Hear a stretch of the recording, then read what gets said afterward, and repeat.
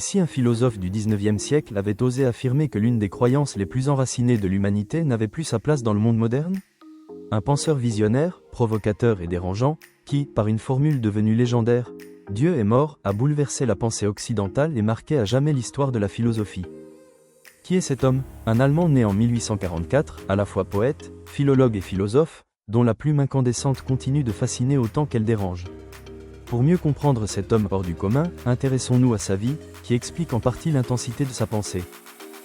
Friedrich Nietzsche naît en 1844 en Allemagne.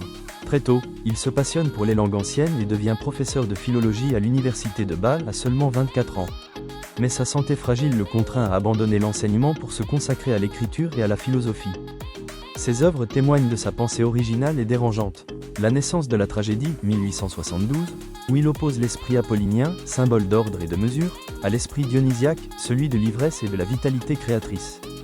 Ainsi parlait Zarathustra, 1883 à 1885, son œuvre la plus célèbre, qui expose les concepts du surhomme et de l'éternel retour dans un style poétique et prophétique.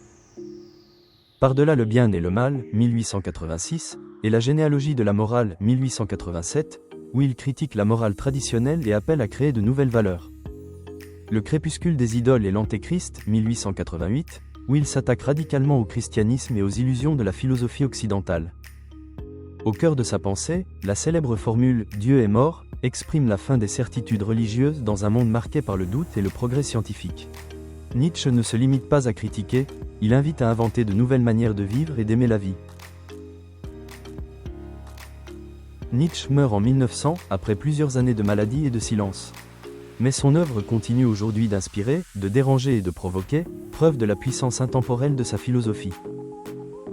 Nietzsche a défié les croyances de son temps, et son influence continue de se faire sentir dans la pensée moderne.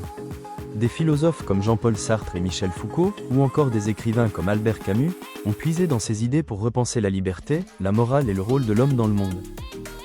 Si vous aimez explorer ces grandes idées et découvrir les penseurs qui ont marqué l'histoire, rejoignez-nous sur Plaisir de lecture. Abonnez-vous et laissez un like pour ne rien manquer de nos prochains voyages au cœur de la littérature et de la philosophie.